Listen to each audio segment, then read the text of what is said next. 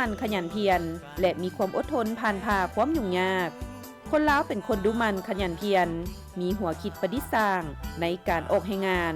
เพื่อต่อสู้กับธรรมชาติและดัดแปลงธรรมชาติมาหับใช้ชีวิตกันเป็นอยู่ของตนแต่บุหานมาบรรดาเผ่าลาวล้วนแต่มีความดุมันขยันเพียรในการทำมาหากินปลูกฝังเลี้ยงสัตว์ผลิตหัตถกรรมกุ้มตนเอง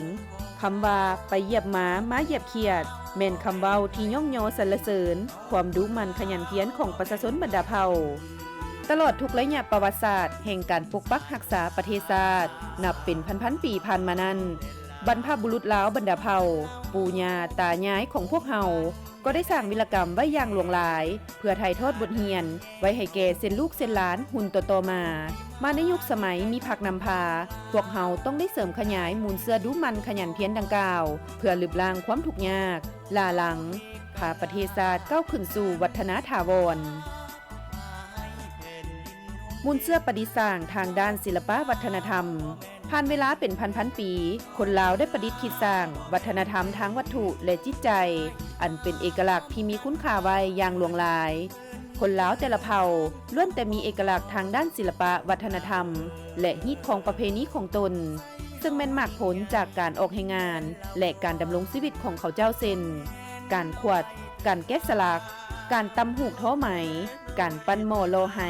ซึ่งแม่นสิ่งประดิษฐ์สร้างที่มีค่าที่สุดที่พวกเฮาคนลาวต้องมีความเอกอ้างทะนงใจต่อมูลเสื้อวัฒนธรรมของตนพร้อมกันเป็นเจ้าการปกปักรักษาและพัฒนาเพื่อสืบทอดต่อไปบ่ให้สูญหายบรรพบุรุษของพวกเฮาได้สอนไว้ว่าเสียวัฒนธรรมแมนเสียศาสตร์หรือวัฒนธรรมบอกศาสตร์มารยาทบอกตระกูลมูลเสื้อยิ้มแย้มแจ่มใสโอบเอื้ออารี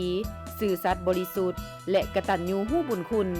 คนลาวเฮาเป็นคนที่มักความสงบสันติบ่มักใส่ความหุนแหงต่อผู้อื่นและยิ้มแย้มแจ่มใสทั้งมีนิสัยเอื้อเฟื้อเผื่อแผ่กว้างขวางและมีน้ำใจไมตรีต่อเพื่อนมิตรต่อแขกที่มาเยี่ยมยามพร้อมกันนั้นคนลาวเฮายังเป็นคนสุภาพเรียบร้อยนอบน้อมถ่อมตนฮู้เห็นใจซื่อสัตย์หักหอมความเป็นธรรม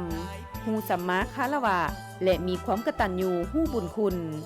ทั้งหมดเหล่านี้แม่นคุณค่าของคนลาวที่ได้ผ่านการทดสอบในสถานการณ์ต่างๆเป็นเวลาหลายห้อยหลายพันปีมาแล้ว